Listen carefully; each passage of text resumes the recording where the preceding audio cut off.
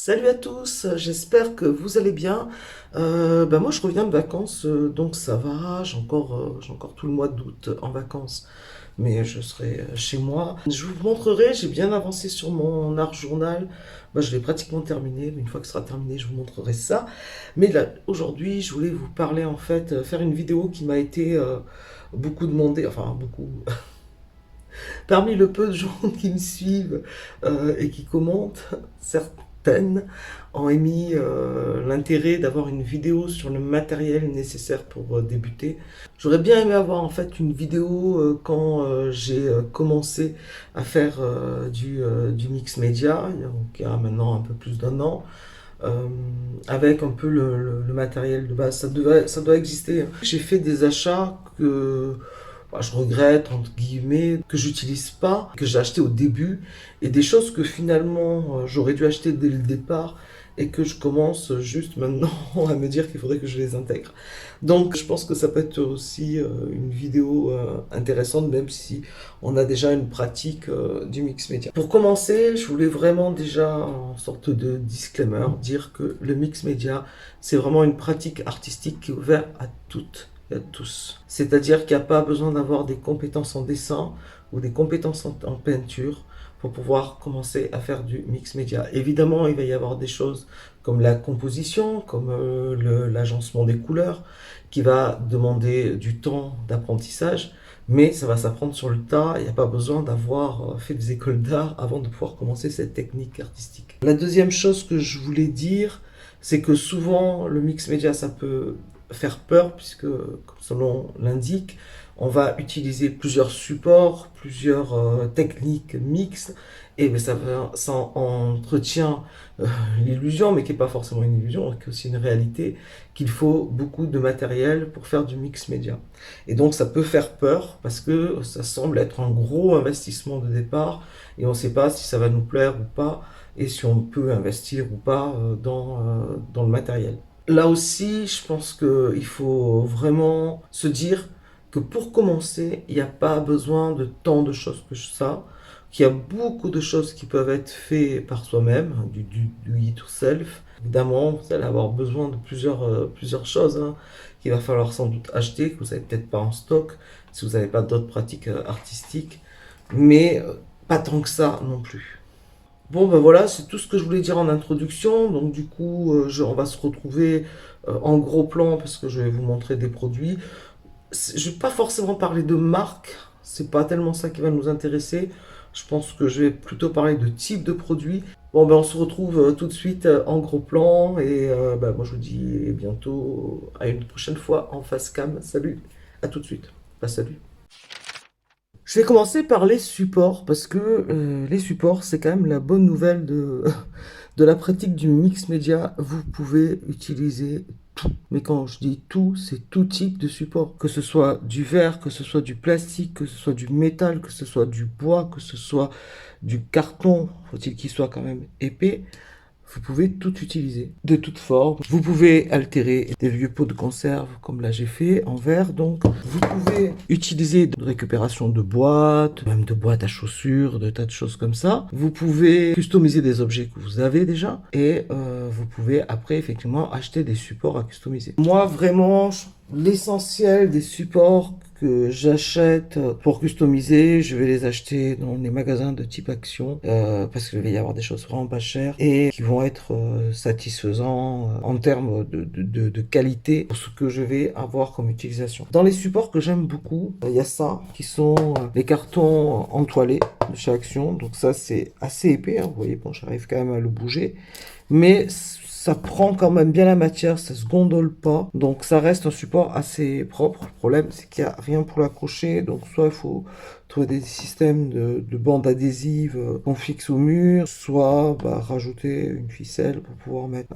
un clou. Mais c'est un support que j'aime bien, ils se vendent pas tout par trois, c'est vraiment pas des choses très chères. Pour s'entraîner, j'ai envie de dire, pour un premier support à acheter, j'aurais tendance à vous conseiller du carton entoilé. Par contre, ça, non. Sauf si vous avez des toiles de qualité achetées dans des magasins de beaux-arts. Chez Action, ça c'est une toile Action. Comme ça, non, je l'utiliserai pas. Parce que déjà on voit La toile, elle est déjà pas tendue, il n'y a rien pour la tendre dans les petits. Elle est pas épaisse, elle est vraiment fragile. Et on va quand même mettre du poids de la quantité.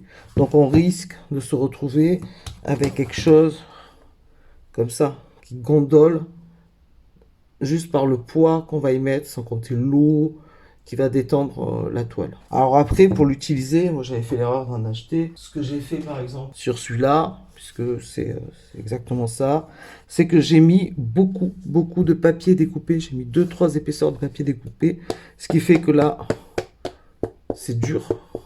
Il n'y a plus du tout de souplesse de la toile.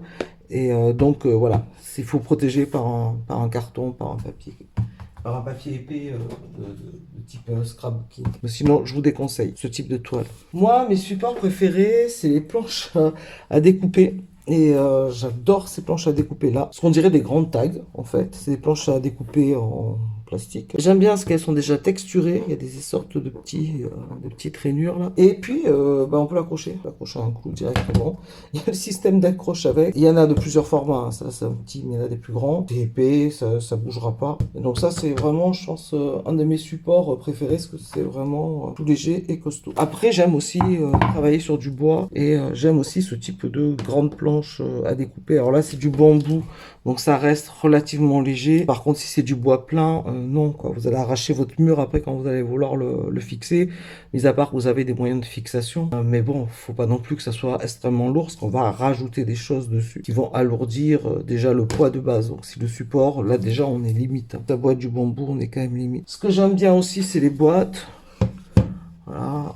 Type de boîte. Il y a un moucheron qui est venu mourir dans ma boîte. Mais chez Action, j'ai trouvé aussi des choses vraiment plus sympas, comme ce type de coffre, avec, moi j'aime bien ce système-là de fermeture, ou ça je vous avais déjà montré, des choses en métal ajouré, de nouveau avec le même système de fermeture. Il y a aussi tout ce qui va être sur couverture de livres. Donc j'achète souvent des journaux comme ça que je customise, hein, qui sont donc des trucs...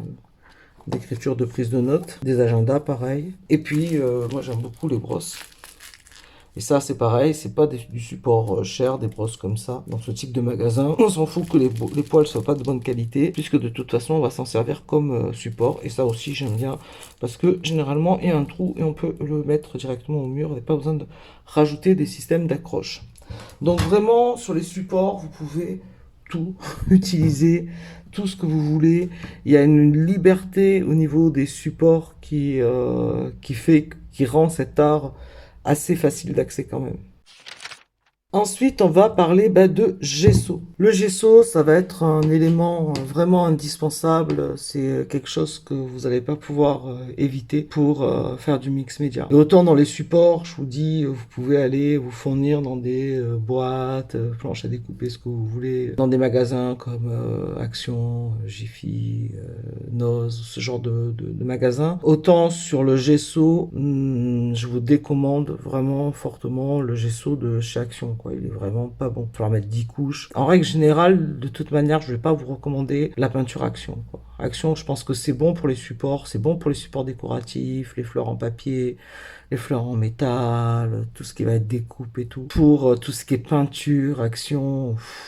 non. Donc gesso, il va vous falloir 2 gessos. Ça, à mon avis, c'est assez indispensable d'avoir les deux. Un gesso blanc, un gesso noir. Bon, je vous montre ces deux parce que c'est deux que j'ai utilisés, que j'ai trouvé bien. Celui-là, je l'ai trouvé très bien. Ce gesso blanc, je l'aime beaucoup. D'ailleurs, là, j'en suis au bout et voilà, je me suis recommandé 1 litre. Je pense que là, j'en ai pour 1 an. J'ai pas essayé énormément de marques. En blanc, j'ai essayé le gesso de chez Action, donc je vous dis non. Vous pouvez passer votre chemin. Et j'ai essayé un autre gesso blanc, Amélie Pragette ou un truc comme ça, que je trouvais bien, mais trop blanc bleuté. Je préfère celui-là qu'un blanc un peu cassé. Le gesso noir, je crois que c'est le seul que j'ai essayé. Parce que là j'ai fini le pot, j'ai celui de Finabert, mais je l'ai à peine essayé.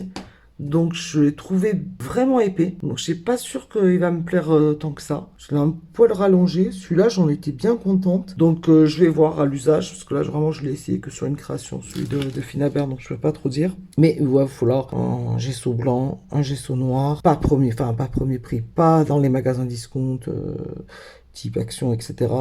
soit quand même chez Cultura ou même sur Amazon, hein, ça je l'achète sur Amazon le PBO.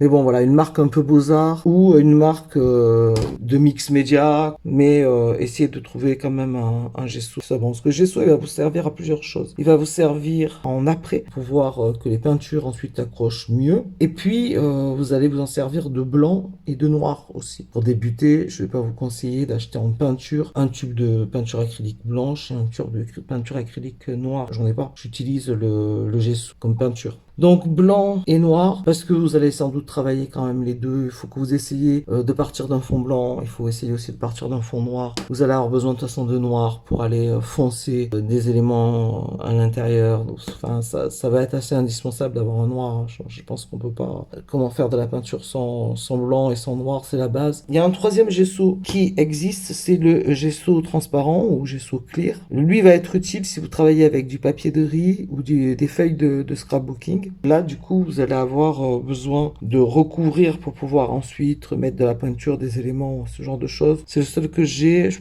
J'en suis pas fan. Sur le métal, il accroche pas. Donc voilà, j'en suis pas extrêmement fan, mais j'en ai pas essayé d'autres. Par contre, visiblement, de ce que j'ai entendu, celui de Finaber est vraiment très apprécié. Au départ, vous n'avez pas forcément besoin de gesso transparent. C'est vraiment si vous comptez, ou alors si vous savez dès le départ ce que vous voulez faire comme type de mix média, et que vous savez que vous voulez impérativement travailler avec des feuilles de scrapbooking parce que vous en avez et que vous voulez travailler avec ça, ou avec du papier de riz. Si voilà, si c'est déjà une volonté vraiment d'utiliser ces deux éléments, oui, il va vous falloir du gesso clear. Sinon, ça peut attendre, hein, c'est pas dans les premiers achats. Alors, dans les éléments aussi importants, très utilisés de façon basique, il y a la pâte de structure qu'on va utiliser seule pour faire des effets de structure, soit avec des pochoirs. Les pochoirs, moi je pense que c'est des choses que vous pouvez acheter dans le sens où c'est pas très cher. Les pochoirs, alors pour les fabriquer aussi, si vous avez la patience, en découpant dans un plastique épais, type emballage de jouets, des formes. Enfin, moi, j'ai pas la patience, hein. Mais les pochoirs, c'est pas ce qu'il y a de plus cher dans le mix média.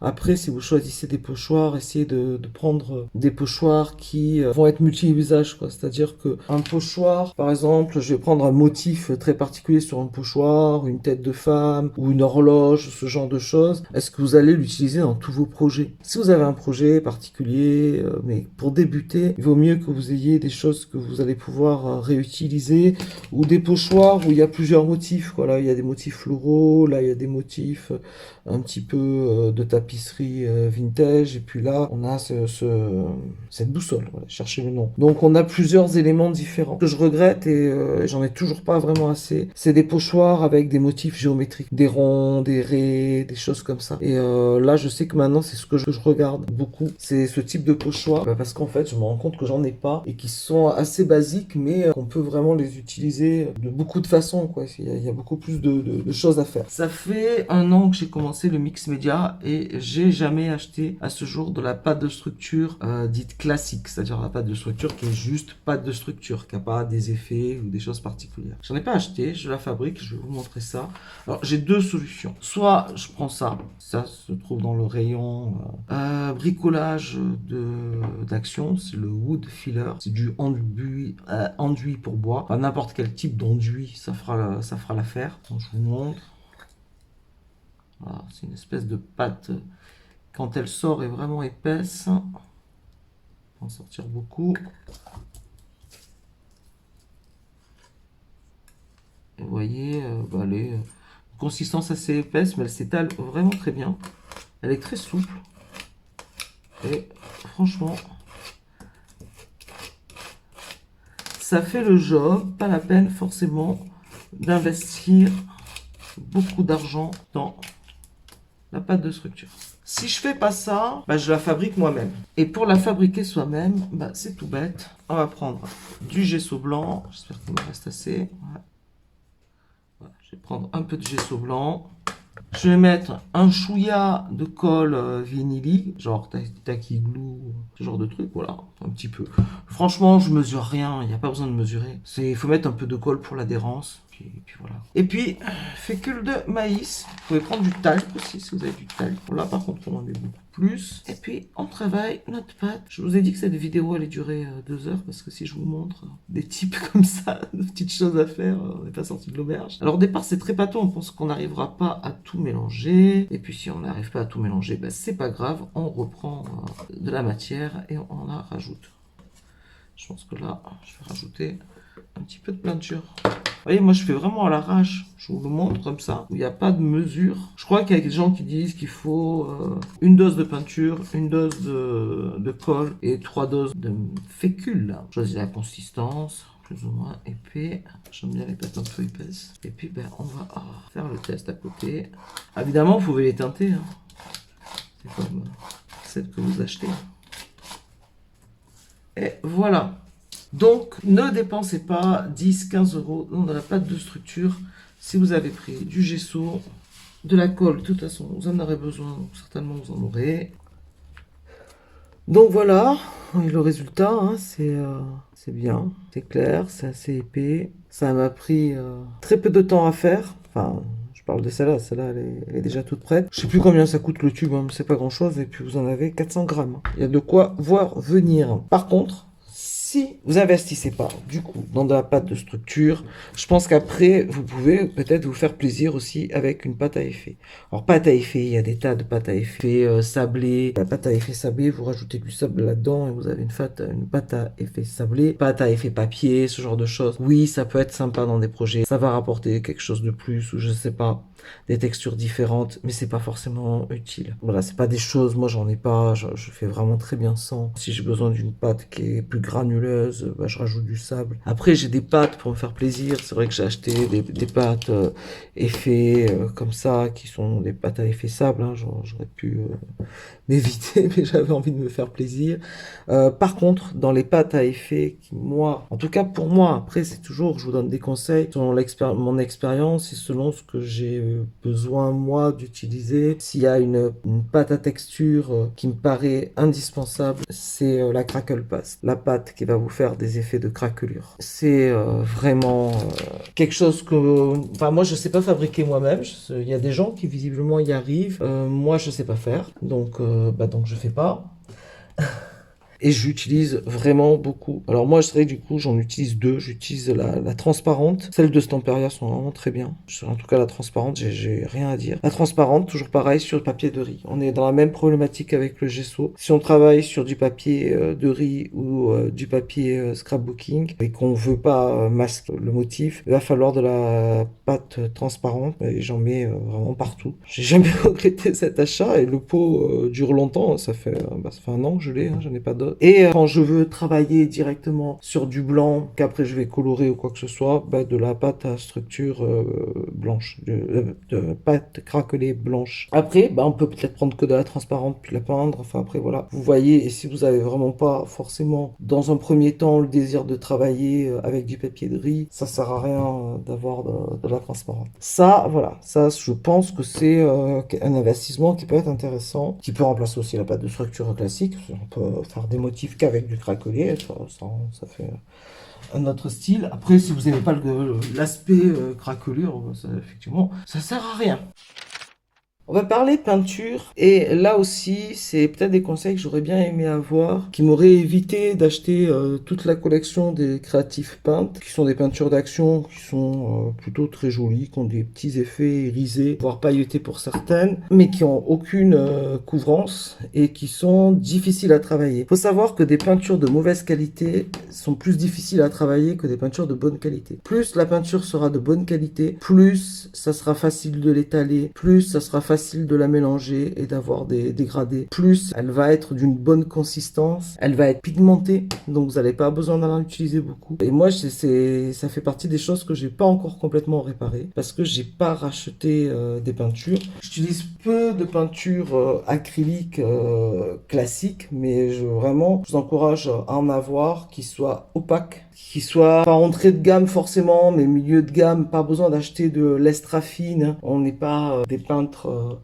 faire des tableaux avec des choses en finesse, avec des dégradés. On travaille quand même dans le gros. On peut travailler avec des peintures de mauvaise qualité, mais franchement, généralement, il y a quoi? Il y a 1 ou 2 € de différence entre une peinture vraiment de bas de gamme et une peinture de moyenne gamme. Je pense que ça vaut le coup de rajouter les 2-3 € pour avoir quelque chose de correct avec lequel vous allez prendre plaisir. Donc, je vous montre 3 trucs, mais que j'utilise quasiment pas parce que c'est du gros tube de peinture et encore que c'est pas forcément mauvais. Je sais pas d'où ça sort, 2,99 €, c'est pas cher.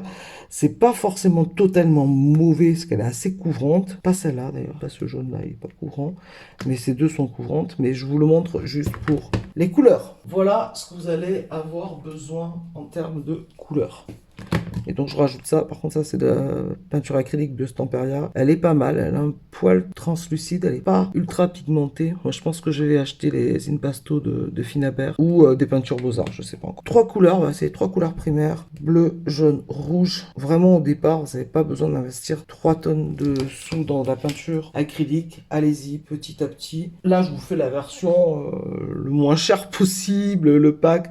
Je pense qu'il vaut mieux, vraiment, je vous montre pas de la peinture de qualité. Mais je pense qu'il vaudrait mieux, pour même moi, que j'ai 3 tubes comme ça de bonne peinture que 15 couleurs comme ça. Parce que ben, vous allez après pouvoir évidemment les mélanger, vous obtiendrez du vert, vous obtiendrez du orange, vous obtiendrez du violet, et avec le blanc, le noir, vous allez foncer, éclaircir, etc. Donc vous n'avez pas forcément besoin d'investir dans beaucoup de peinture. Après, je comprends, moi j'ai craqué sur ça, les packaging sont jolis, et pourquoi pas, je veux dire, ça coûte 3-4 €, il y a 4 pots. Bon, je me suis pas ruiné, mais ça me prend une place monstrueuse et je les utilise quasiment pas. Des fois, je me force un peu à les utiliser, mais presque pas, quoi. Donc voilà, peu de couleurs, mais de la peinture acrylique et couvrante épaisse. C'est-à-dire pas le truc translucide, qui est souvent le signe des très mauvaises peintures acryliques quand on peint sur une feuille de journal et qu'on voit en transparence ce qu'il y a écrit. Non, il va falloir quelque chose de opaque, parce que si vous voulez après quelque chose de translucide, bah, c'est avec l'eau. En rajoutant de l'eau, ça va diluer, ça va rendre plus translucide la peinture, mais du coup, d'une même peinture pour avoir plusieurs effets. Après, vous verrez ce que vous avez envie de travailler et donc de rajouter différents types de peinture, et on va parler de différents types de choses. Mais basique, des tubes d'acrylique, des couleurs primaires, plus un marron, à minima un marron, parce que marron c'est quand même assez compliqué à faire puisque ça se fait à partir des couleurs secondaires, et donc c'est plus difficile d'avoir des beaux marrons. Donc un marron, je pense que c'est à mon avis indispensable, voire 2 marrons différents. Alors, en plus de ça, des peintures acryliques, c'est peut-être intéressant d'avoir un peu de peinture métallique, peinture métallisée. Je pense notamment avoir une peinture comme ça, dorée, une autre argentée, ou quelque chose de plus bronze, qui va pouvoir vous être utile et que vous allez pouvoir utiliser comme si vous utilisiez une cire. J'adore les cires, hein. Mais entre une peinture acrylique, pour commencer, si on n'a pas beaucoup de moyens, et qu'on hésite entre acheter un pot de peinture acrylique métallisée ou une cire, c'est beaucoup plus versatile la peinture. Parce que vous allez l'utiliser en peinture, vous allez pouvoir l'utiliser comme une cire en top pour faire un effet de lumière. Bon voilà. Après, si ça vous fait envie d'avoir une cire, je vous conseille une brasse comme ça, c'est la H-Brasse de Finabert. Elle est vraiment bien, elle est très versatile. Elle est entre le doré et le cuivré. Je la trouve vraiment bien. Après, vraiment en cire, je vous conseillerais les cires Finabert. Moi, je préférais les anciens packaging que les nouveaux, hein, qui sont comme ça en tube. Je trouvais que c'était plus sympa ce genre de packaging. Mais c'est une expérience, et y compris une expérience olfactive, parce qu'elles sont extrêmement bon. Il y a d'autres marques qui font des cires, mais elles n'ont pas cette odeur-là. Celles-là sont uniques. Mais c'est à vous de voir, quoi. Si vous avez le budget pour dire, je me prends une cire, pourquoi pas. Mais c'est vrai que la peinture est quand même plus versatile. Donc ça va vraiment dépendre de votre budget. Mais vraiment, n'investissez pas justement du coup dans 3 tonnes de couleurs acryliques. Prenez vraiment le basique pour voir. Après, vous verrez ce que vous aimez travailler. Est-ce que vous aimez travailler plus dans les choses mat et vous aurez peut-être envie d'aller vers de la peinture à la craie, de la Schilk Paint, ou vous aurez envie de travailler des choses plus métallisées et vous pourrez aller vers des peintures métalliques, des peintures à paillettes. Donc ça, c'est des choses que vous allez découvrir au fur et à mesure. Mais je peux pas vous dire aujourd'hui, il faut que vous achetez des peintures métalliques plein, il faut que vous achetez des sprays, il faut que vous achetez des poudres, vous achetez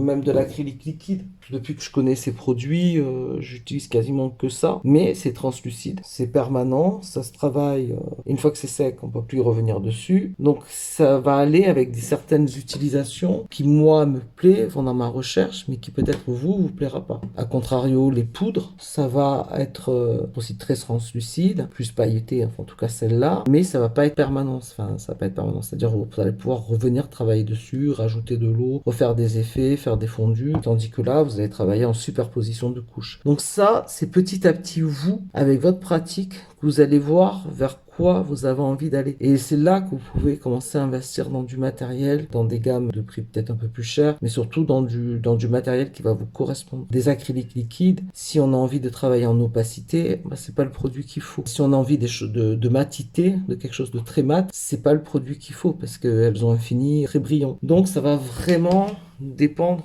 de vos projets ensuite. Et ça, c'est difficile de vous donner un conseil. C'est pour ça que je préfère rester vraiment dans le basique au niveau peinture. 3 couleurs primaires en acrylique bien pigmenté, 3 couleurs primaires, un marron, voire 2 marrons. Puis je sais pas, faites, bah, si c'est pas trop cher, faites plaisir, vous achetez une couleur que vous avez peur de jamais arriver à faire exactement, mais que vous adorez trop et que vous avez trop envie de faire. Faut pas non plus vous frustrer, mais pas de la peinture action. On va éviter vraiment le trop bas de gamme pour avoir des peintures que vous allez pouvoir utiliser, qui vont bien se mélanger et qui vont être agréables à peindre et qui vont pas vous décourager.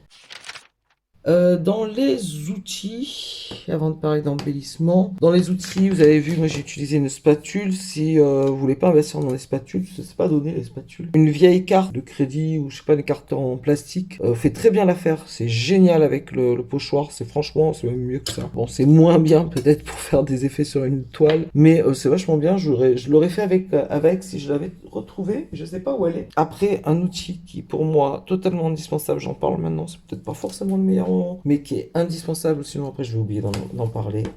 C'est ça. Donc ça, c'est un heat gun. Ça se trouve sur Amazon, ça vaut une quinzaine d'euros, un heat gun. Vous pouvez utiliser un sèche-cheveux aussi. C'est vraiment bien parce que vous allez pouvoir faire votre création sans attendre que ça sèche pendant des heures. Là, je vois pendant les vacances, j'avais pas pris de heat gun. C'est peut-être le seul regret que j'ai, c'est de pas avoir pris un sèche-cheveux ou un heat gun. Et j'attendais des fois 2 heures que mes pages soient bien sèches parce qu'elles étaient bien détrempées, qu'elles soient bien sèches pour pouvoir mettre une nouvelle couche. C'est tellement lassant. Les premiers mois, j'en avais pas. Je m'étais dit, ouais, ça me semble être un achat que je peux me passer. Quand j'en ai acheté un, quand même, que je me suis dit, au bout de 3-4 mois, c'est quand même bien galère. Je me suis dit, ouais, je m'organiserai, c'est pas grave. Je ferai les trucs un peu le soir, ça aura le temps de sécher. Le lendemain matin, je m'y remets. Déjà, bah, on a envie des fois de pas arrêter, parce qu'on est en pleine inspiration. Et donc, ça, c'est pas très bon de couper son inspiration. Parce que le lendemain, on peut arriver et puis se dire, mais qu'est-ce que je voulais faire? Forcément, ça me plaît pas. Et puis, franchement, ça sèche tellement vite les choses.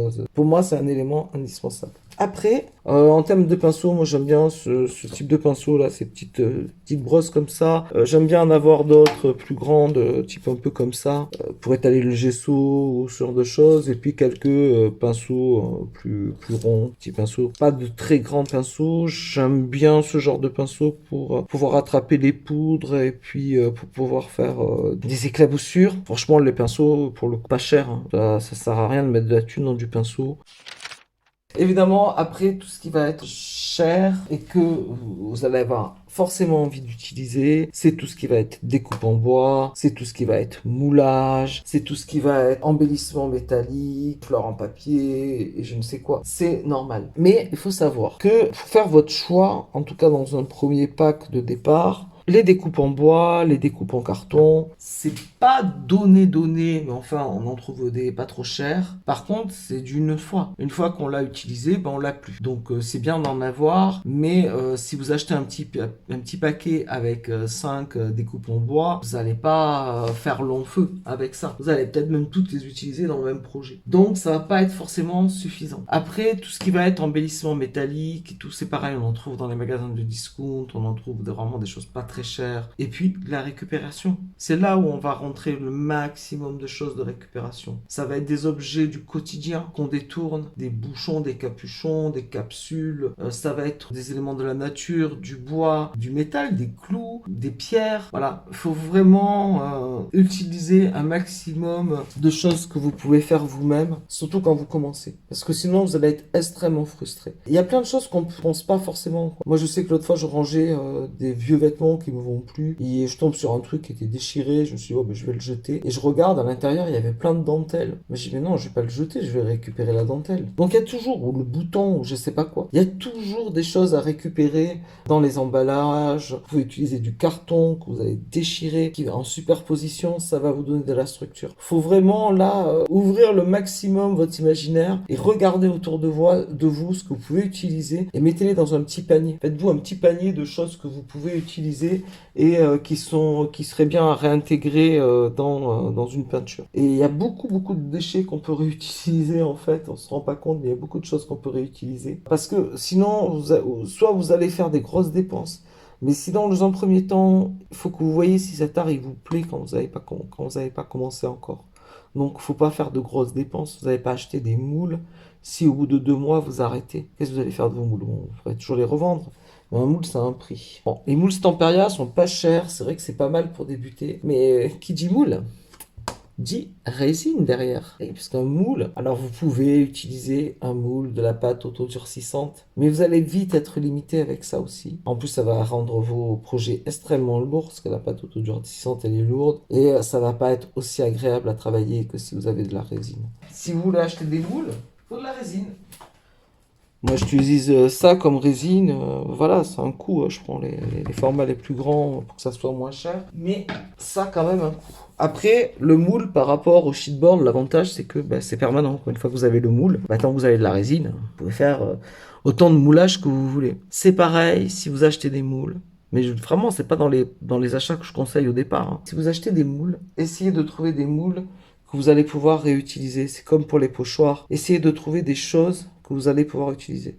C'est sûr que vous aimez les steampunk, des rouages, ça va être super bien parce que vous allez pouvoir le réutiliser dans toutes vos créations. Par contre, certains éléments, moi que j'adore, hein, mais je vais par exemple ça, je vais pas l'utiliser dans chacune de mes créations parce que je vais pas quand même faire que des pans, quoi.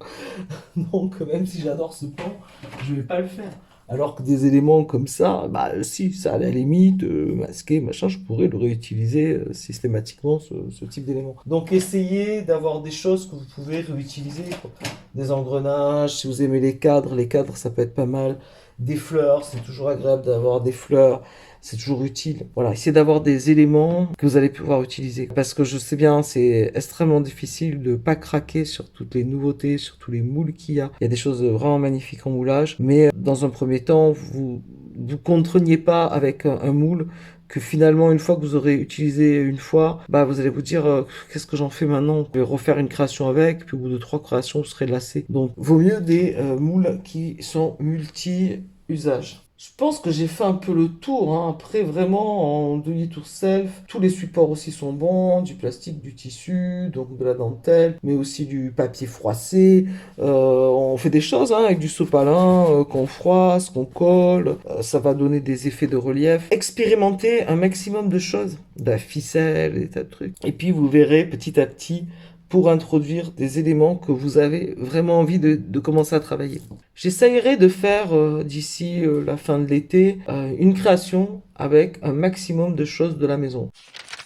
Une dernière chose que j'ai pas parlé et qui est quand même super importante, la colle. Parce qu'il va falloir coller les choses. Alors il y a plusieurs types de colle, mais il va falloir que vous ayez de la colle vinylique pour pouvoir coller les éléments dessus. Et puis, ça va être pareil, de nouveau, notre papier de riz, ce papier de riz en fait, hein, il est un peu pénible parce qu'il a besoin de beaucoup de choses. Ça va avoir besoin d'un vernicole pour le papier de riz. Alors celui d'Action, je l'ai, mais je vais pas tellement essayer, il est pas terrible. Moi avant, j'ai utilisé ça, du Mod Podge, qui est un vernicole. J'avoue que depuis que je l'ai découvert, je suis en total amour sur le gel, le gel mat, le soft mat gel, qui est un gel comme ça, qui glisse tout seul. Et là, on en a besoin pour coller le papier de riz avec une couche en dessous et une couche au-dessus.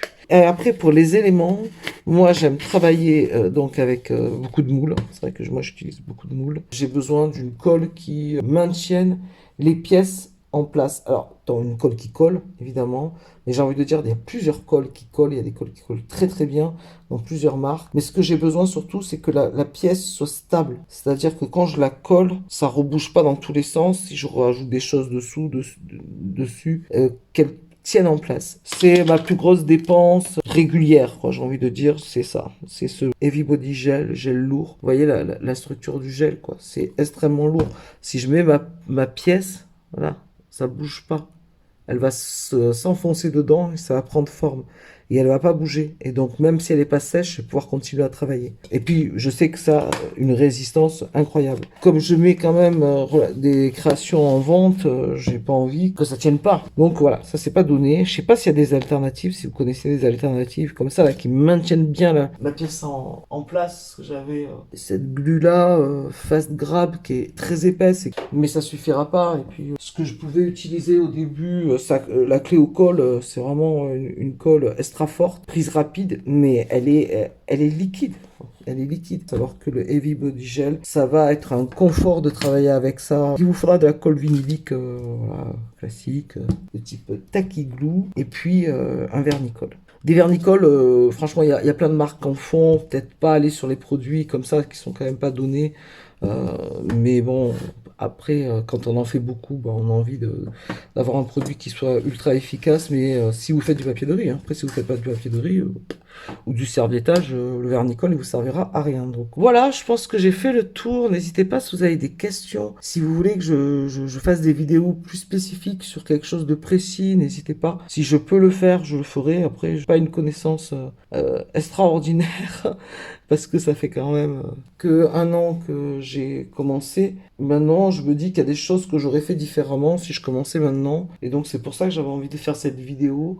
Et surtout que ça soit pas un blocage, parce que ça, je comprends que ça peut être vraiment un blocage, un frein de se lancer en se disant, il faut trop de choses, je vais jamais y arriver, ça va coûter trop cher, il faut que j'achète trop de trucs pour faire du mix média, c'est pas intéressant. Voilà, bon bah je vous dis à très vite, et puis bah plus tard dans les commentaires, n'hésitez pas à me suivre sur les réseaux sociaux, sur Instagram et sur Facebook, et à vous abonner sur cette chaîne. Beaucoup de gens passent, peu s'abonnent, donc n'hésitez pas, abonnez-vous, activez la cloche pour avoir les prochaines notifications, et je vous dis salut, à bientôt, ciao ciao.